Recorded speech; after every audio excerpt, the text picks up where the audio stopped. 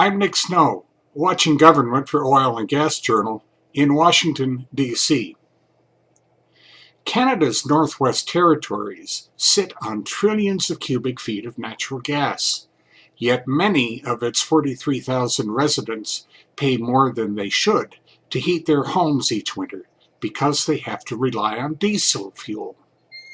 The territorial government wants to change that.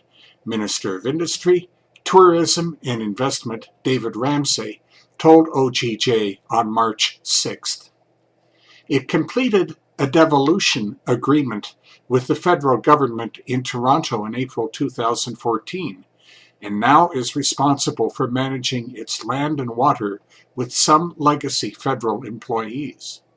Now we're calling the shots, said Ramsay, who attended the U.S. Senate Energy and Natural Resources Committee's hearing on U.S. government policies in Alaska a day earlier.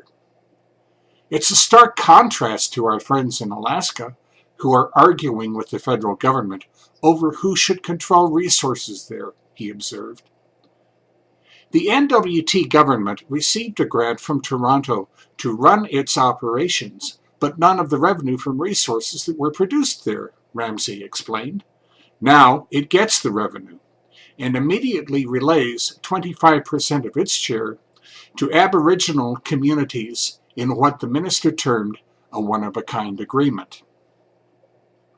The territory's 2013 Economic Development Plan called for an oil and gas strategy, which is being developed and which Ramsay said should be completed in a few months. A minerals development strategy was completed last year, and some of its recommendations are being implemented, he said. While its oil and gas resources have not been developed extensively, the territories have a long oil and gas history, Ramsay said. Norman Wells, which is ExxonMobil's longest-serving Canadian asset, was discovered in 1921, and we've had an Enbridge pipeline to Alberta since 1985, he noted. Infrastructure will be the key to reducing residents' energy prices, he maintained. The government already is building the first all-weather road to Canada's north coast. It also proposed constructing the Mackenzie Gas Project, a 743-mile pipeline system along the Mackenzie Valley to connect northern onshore gas fields with North American markets.